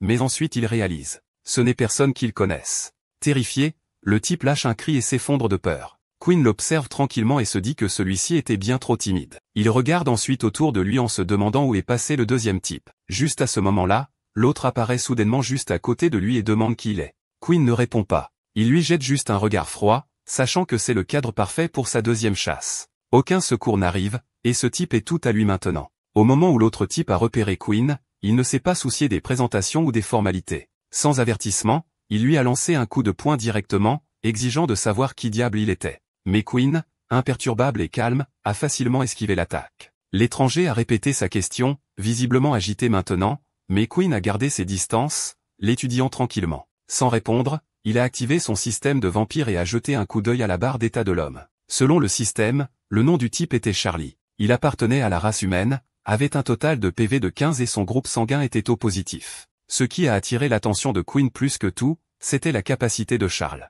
Il possédait une affinité élémentaire au vent. Cette capacité de vent était quelque chose d'inconnu pour Quinn, et cela a piqué sa curiosité. Il s'est demandé à quel point cela pouvait être dangereux. Charles n'a pas attendu d'explication. Il a lancé un autre barrage de coups de poing, chacun d'eux infusé de la force tranchante du vent. Malgré les attaques améliorées, Quinn a continué à les esquiver avec grâce, choisissant le silence à la conversation. Mais alors que la bataille s'éternisait, les attaques de Charles sont devenues plus rapides et plus nettes. Sa rage semblait alimenter ses mouvements, et finalement, sa vitesse a atteint un point où même Quinn a mal calculé et n'a pas réussi à esquiver à temps. Une coupure nette est apparue sur son épaule, picotant de douleur. C'est à ce moment-là que Quinn a réalisé quelque chose de crucial. Ce n'était pas comme avoir affaire au coup de poing inoffensif de sa grand-mère. L'élément vent n'était pas seulement tape à accent grave l'œil. C'était mortel. Il devait être bien plus prudent. Pendant ce temps, Charles souriait, sa confiance gonflant. Il déclara que si Quinn n'allait pas parler, ça ne servait à rien de demander. Selon lui, il pouvait tout comprendre par lui-même.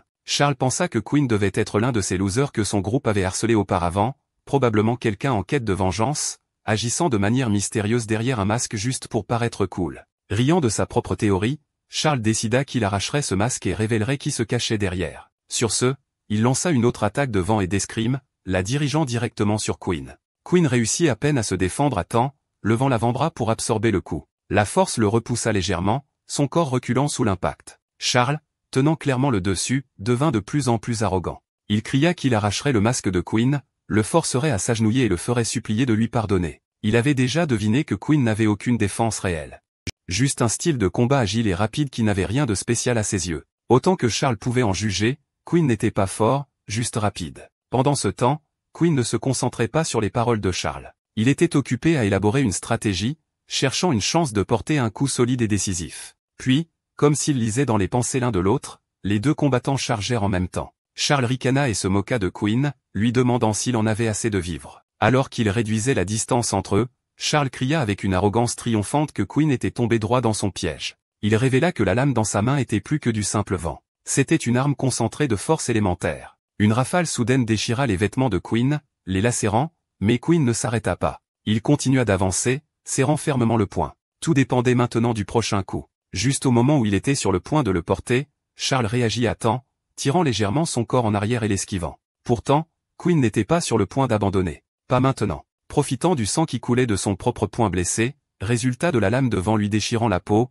Queen projeta le sang vers les yeux de Charles. Le sang éclaboussa le visage de Charles, l'aveuglant momentanément. Sentant l'ouverture, Queen réduisit à nouveau la distance, criant fort qu'il était sur le point de fracasser le vilain visage de Charles. Instinctivement, Charles leva les bras et couvrit son visage en panique, mais Queen l'avait piégé. Il ne visait pas le visage. Il alla droit à l'endroit que chaque homme craint. Son poing atterrit un coup brutal et précis juste entre les jambes de Charles, un coup écrasant. Les yeux de Charles roulèrent vers l'arrière, sa bouche s'ouvrit dans une agonie silencieuse, et son corps se replia sur lui-même alors que la douleur le consumait. Il laissa échapper un gémissement guttural, s'accrochant à peine à la conscience. Alors qu'il s'effondrait, se tordant sur le sol avec de la mousse se formant au coin de sa bouche, Queen se tenait grand et victorieux. Une notification du système apparut devant les yeux de Queen. Il avait officiellement vaincu ses deux adversaires et réussi à terminer la quête secondaire. En récompense, il reçut 50 points d'expérience. Queen retira son masque, respirant fortement et laissant échapper un long soupir. Après tous les efforts qu'il avait fallu pour abattre ces deux-là,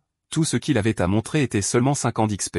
C'était décevant, mais avant que la déception ne puisse s'installer, une autre notification du système clignota devant lui. Votre barre d'expérience est pleine. Vous êtes éligible pour passer au niveau supérieur. Voulez-vous continuer? Sans hésitation, Queen confirma. L'instant d'après, quelque chose d'inattendu et de terrifiant se produisit. Une entité diabolique de l'intérieur du système, qui était restée silencieuse jusqu'à présent, mordit soudainement son cou. La douleur aiguë fit tressaillir Queen sous le choc, mais ce qui suivit fut encore plus accablant. Une vague d'énergie sauvage jaillit de la marque de morsure, se répandant dans son corps comme un feu de forêt. Il laissa échapper un hurlement, à moitié de douleur et à moitié de transformation. Ses crocs s'allongèrent, ses yeux devinrent noirs comme la nuit avec des pupilles rouges brillantes, et son corps commença à prendre une forme vampirique plus monstrueuse. Pendant ce temps, non loin de la ruelle, une fille corpulente sortit du dépanneur voisin. Elle avait entendu d'étranges bruits et tourna la tête vers la source. Le son venait d'une ruelle sombre, et elle hésita, se demandant si elle devait aller vérifier. De retour dans la ruelle, le système de Queen l'informa de ses nouvelles statistiques. Félicitations pour votre premier passage de niveau.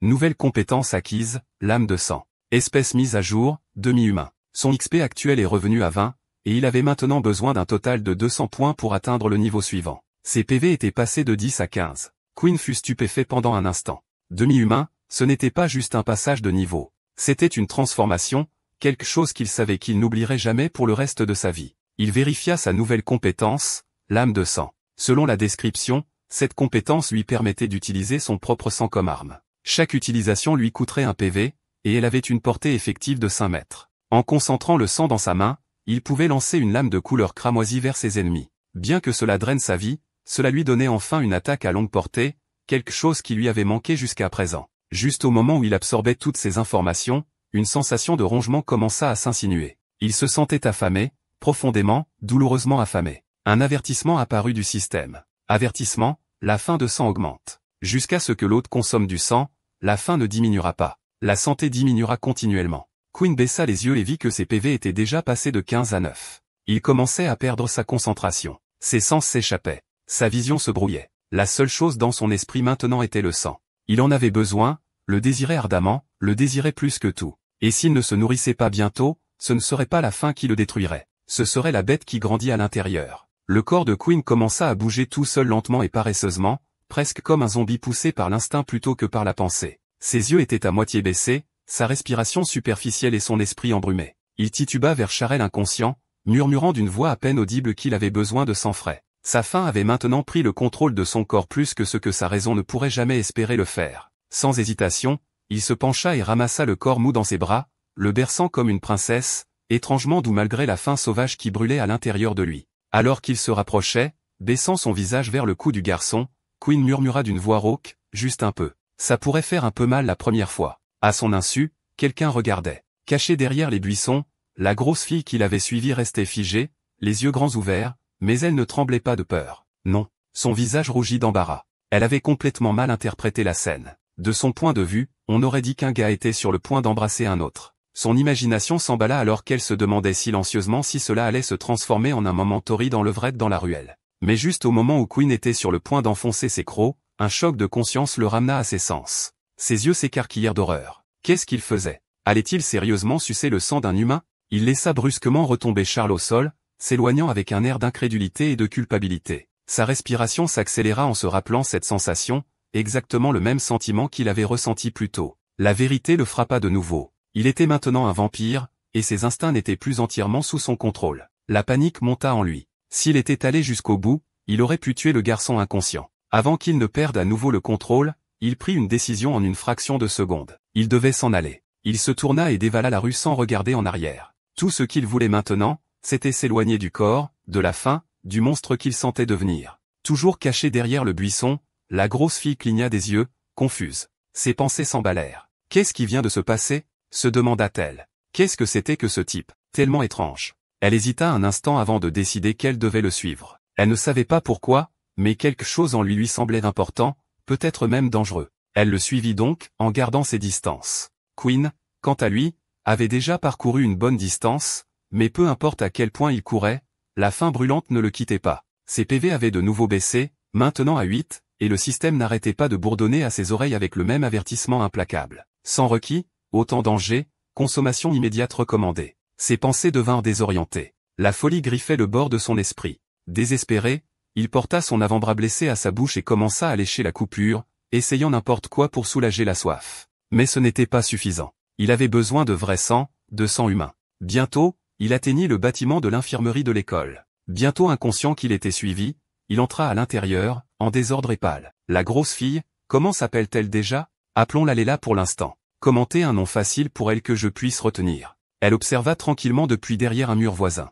Voyant Quinn entrer en boitant, elle supposa qu'il devait être blessé et peut-être avoir besoin d'aide. La curiosité se mêla à l'inquiétude alors qu'elle se dirigeait lentement vers la porte et jeta un coup d'œil à l'intérieur. À l'intérieur de l'infirmerie, Quinn fouillait frénétiquement. Il renversa des bouteilles, vida des tiroirs et repoussa des conteneurs. Il cherchait clairement quelque chose, n'importe quoi qui pourrait soit le nourrir, soit supprimer son envie. Soudain, le système afficha une alerte rouge massive dans sa vision. État critique, l'hôte perdra conscience dans 10 secondes. Ses jambes fléchirent. Il tomba à genoux, son corps incapable de le supporter plus longtemps. L'obscurité commença à envahir sa vision. Juste au moment où il allait s'effondrer complètement, Léla fit irruption dans la pièce et l'attrapa en pleine chute. Ses bras s'enroulèrent autour de lui pour arrêter l'impact, et elle le retint, la panique dans la voix en disant « Eh, ça va? Fais attention ». Elle regarda son visage rouge puis pressa sa paume contre son front. Il était brûlant. « Êtes-vous malade ou quelque chose comme ça ?» demanda-t-elle, inquiète. « Vous brûlez de fièvre ». La tête de Quinn tomba plus près de son cou, et un léger murmure s'échappa de ses lèvres. « Désolé ». Avant qu'elle ne puisse réagir, sa main attrapa la sienne, l'épinglant contre le mur en un seul mouvement rapide. Ses lèvres effleurèrent sa peau, puis avec une précision terrifiante, il la mordit au cou. Léla halta de choc, tout son corps se raidissant. « Attends, qu'est-ce que tu fais ?» Mais Quinn n'écoutait plus. Il était parti, complètement consumé par ses instincts vampiriques. Ses cris n'atteignirent aucune partie de sa conscience. D'une voix tremblante, elle implora à nouveau, mais il posa un doigt sur sa bouche, la faisant taire doucement. Ce n'était pas agressif, mais c'était ferme. Ses yeux se remplirent de larmes alors que la confusion et l'embarras la submergeaient. Sa voix trembla alors qu'elle essayait de demander ce qui se passait, mais il ne répondit pas. Il a juste continué à boire. Et puis, au milieu de son repas, il murmura doucement, « C'est si doux ». Le corps de Léla commença à s'affaiblir. Un étrange vertige s'empara de ses sens. Sa vision se brouilla, ses genoux cédèrent, et elle glissa lentement de ses bras et s'effondra sur le sol. C'est alors que Quinn revint à lui. Ses yeux s'écarquillèrent d'horreur. Ses sens revinrent, et avec eux, la réalisation écrasante. Avait-il vraiment juste aspiré son sang? Il regarda son visage pâle, immobile sur le sol, et la panique s'installa de nouveau. Il s'agenouilla à côté d'elle, la secouant doucement. « Et, tu m'entends » demanda-t-il désespérément. Puis, sans avertissement, le système intervint à nouveau. « Alors, quoi d'autre aviez-vous prévu d'aspirer ? Besoin de sang satisfait, récupération de la santé en cours. » Quinn ignora le ton narquois du système et se concentra sur la fille devant lui. Était-elle morte? Il se pencha, plaçant une oreille près de sa poitrine. Son rythme cardiaque était faible, mais toujours présent. Elle respirait. Il ne semblait pas y avoir de danger mortel. Soulagé mais secoué, il la ramassa doucement et la déposa sur le lit de l'infirmerie, écartant ses cheveux de son visage. Il murmura, « Repose-toi ici. Je vais chercher un médecin. » Et puis il s'enfuit de la pièce, criant dans le couloir, « Un médecin ?» Quelqu'un s'est évanoui. Quelques instants plus tard, Mina ouvrit lentement les yeux. À ses côtés se tenait le médecin de l'école, le docteur Allais, une femme calme et posée d'une trentaine d'années. Elle sourit d'un air rassurant. « Ça va. Rien de grave. T'es juste un peu anémique. » Le docteur Allais a griffonné quelque chose sur son bloc-notes et a dit que tu t'étais probablement surmené. Assure-toi de te reposer souvent et de bien manger. Je vais te prescrire des compléments. Léla cligna des yeux, confuse. Je me suis évanoui? Le docteur Allais acquiesça. Oui. Ton petit ami était très inquiet. Il a couru jusqu'au dortoir des professeurs pour me chercher. Grâce à lui, je suis arrivé à temps. Léla se redressa lentement, l'esprit confus. Petit ami? Elle balbutia, confuse. Le docteur rigola. Le type aux cheveux bouclés, n'est-ce pas ton petit ami? Il avait l'air très inquiet, j'ai juste supposé. Paniqué, Léla répondit rapidement que c'était juste un camarade de classe. Où est-il? Le docteur Allais sourit et fit un geste de la main. Détends-toi. Je lui ai dit que tu allais bien et je l'ai laissé partir. Il est parti il y a quelques minutes. Et puis, comme un torrent, les souvenirs sont revenus à Léla. La morsure, le sang, la chaleur de son corps, les yeux brillants. Elle posa doucement une main sur son cou, le cœur battant alors qu'une question se formait dans son esprit. M'a-t-il vraiment mordu? Et plus important encore, pourrait-il être un vampire? Plus tard dans la nuit, Quinn était allongé sur son lit, fixant le plafond alors que les pensées du début de la journée hantaient son esprit. Les événements se rejouaient dans sa tête, comment il avait perdu le contrôle, comment il avait goûté le sang pour la première fois. La faim qui l'avait tourmenté avait disparu après cette morsure, et avec sa disparition est venue autre chose, la croissance. Son interface système à moitié éveillé clignotait faiblement dans le coin de sa vision, affichant les récompenses de son action précédente. Parce qu'il avait consommé du sang humain pour la toute première fois, il avait gagné 30 points d'expérience, portant son total à 50 XP. De plus, sa force et son agilité avaient toutes deux augmenté de +1. Cela le fit s'arrêter. Il réalisa qu'en buvant du sang, il pouvait devenir plus fort. C'était à la fois une bénédiction et une malédiction. Les avantages étaient indéniables, mais le problème résidait dans la source. Le sang n'était pas quelque chose qu'il pouvait simplement récolter comme un fruit. C'était humain, vivant, émotionnel, compliqué. Il avait besoin d'une source de sang stable, quelqu'un ou quelque chose qui ne risquerait pas de l'exposer ou de nuire aux autres, mais son esprit revenait sans cesse à cette fille. Son sang, doux, riche et inexplicablement satisfaisant. Il persistait sur sa langue encore maintenant, se demanda-t-il. Tout le sang était-il censé avoir ce goût, ou le sien était-il spécial? Mais ensuite, l'inquiétude a commencé. Et si elle le disait à quelqu'un? Et si elle allait directement voir les professeurs? Il n'avait aucune idée de comment il pourrait même commencer à expliquer ce qui s'était passé. Pouvait-il aller la voir et lui en demander plus? Peut-être qu'elle serait d'accord. Peut-être qu'elle comprendrait. Puis il se redressa brusquement, secouant la tête. Mais à quoi diable je pense? Il se sentait dégoûté de lui-même. C'était insensé. Demander du sang à une fille, que allait-il faire? Lui offrir de l'argent? Il n'avait même pas ce luxe. Peut-être valait-il mieux simplement demander à quelqu'un d'autre, à n'importe qui ne poserait pas de questions. Toujours en conflit, il se retourna et ferma les yeux, espérant que le sommeil l'emporterait bientôt. Pourtant, ses pensées s'attardaient sur demain. Que se passerait-il à l'école? Allait-elle le confronter? Devrait-il tenter sa chance à l'hôpital à la place? Peut-être qu'ils y avaient des poches de sang stockées.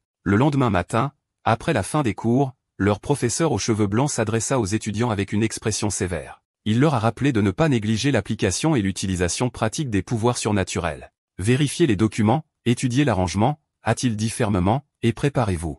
La semaine prochaine, il y aura un test de pratique de combat. Cette annonce a suscité un certain intérêt. Woden a levé la main et a demandé curieusement, quel est le but du test de pratique de combat? Avant que le professeur ne puisse répondre, Peter se pencha et murmura, probablement pour des évaluations de combat de niveau de base, un test de sélection de groupe où nous nous battons en utilisant nos pouvoirs. Certains étudiants ont gémi en arrière-plan. L'un d'eux a murmuré à voix basse que ces tests étaient ennuyeux car l'utilisation des capacités n'était pas autorisée. Quel genre de formation au combat interdit les capacités? Quelqu'un a grogné. Tellement nul. Quinn, distrait, s'arrêta soudainement. Serrant légèrement son estomac, il leur dit d'y aller sans lui. Je ne me sens pas très bien à l'estomac, dit-il. Je vais passer à l'infirmerie. Woden, avec un visage sérieux, le taquina. Ouais, tu devrais vraiment faire vérifier ça. Je n'ai jamais vu quelqu'un d'aussi affamé que toi, mec. Le groupe se sépara. Depuis les ombres proches, Leila, la fille épaisse d'avant, les observait attentivement, son regard fixé sur Quinn. Elle l'avait suivi à nouveau,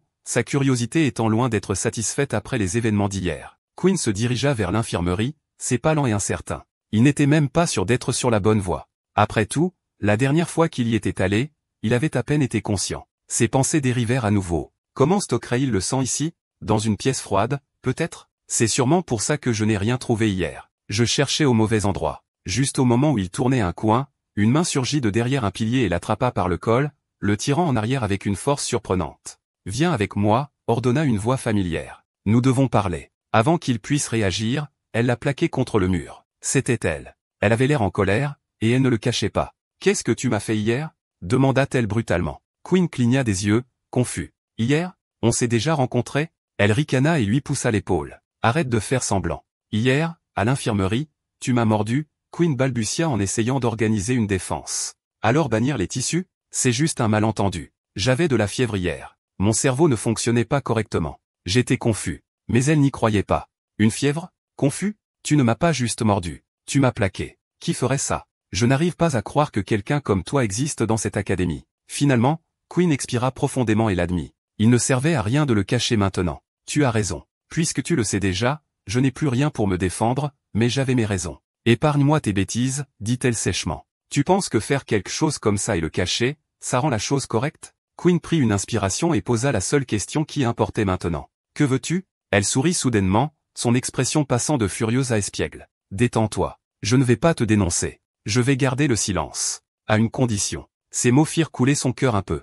Ce sourire sur son visage n'était pas réconfortant. C'était inquiétant. Et puis elle a lâché la bombe avec des yeux pétillants et un sourire enfantin. Fais de moi un vampire aussi. La mâchoire de Quinn tomba. Quoi? Tu m'as bien entendu, rayonna-t-elle. Transforme-moi en vampire. Il la fixa sans expression. Attends une seconde. Tu es sérieuse? Elle n'a même pas hésité. Bien sûr. Je suis super sérieuse. J'ai lu tellement de romans fantastiques sur les vampires. Mon père est écrivain. J'ai grandi avec ces choses. Devenir un vampire a toujours été mon rêve. Ils sont mystérieux, puissants, immortels, comme dans mes livres. Quinn dut lever la main pour la calmer. Écoute, j'ai bien peur de te décevoir. Elle se figea. Qu'est-ce que tu veux dire? Je suis devenu un vampire par accident à cause d'un livre magique. Je n'ai même pas la capacité de transformer quelqu'un d'autre en vampire. Ce n'est pas quelque chose que je peux faire. Ses yeux brillants s'éteignirent et ses épaules s'affaissèrent. Il venait de faire naître ses espoirs pour les anéantir complètement. Quinn repensa aux limites du système. Depuis qu'il est devenu un vampire, il ne pouvait plus apprendre de nouvelles capacités à partir de livres de compétences ordinaires. Cela signifiait probablement que les espèces mutées comme lui ne pouvaient pas transmettre leur pouvoir à d'autres. D'une petite voix brisée,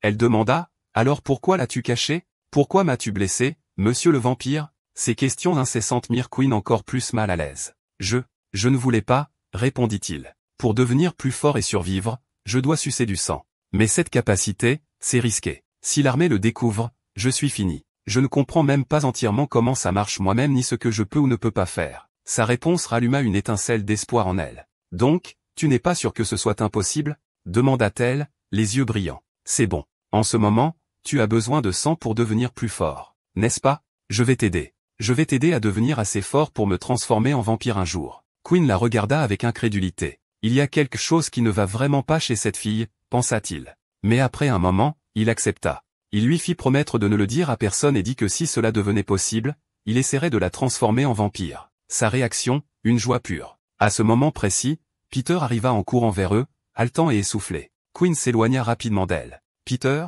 qu'est-ce qui ne va pas ?» Peter, à peine capable de parler, haleta. « Ouadon, il a des ennuis. » Sans perdre une seconde de plus, ils descendirent tous les deux le couloir en courant, se précipitant pour retrouver leur ami. Quand ils atteignirent enfin le terrain d'entraînement, ils trouvèrent Woden légèrement blessé mais debout. Autour de lui se trouvaient plusieurs garçons qu'il avait clairement abattus seul. Il était contusionné, respirait difficilement, mais victorieux. Quinn cligna des yeux. Woden a abattu tous ces types tout seul? D'accord, c'est la fin de l'histoire. Merci d'avoir regardé. À la prochaine.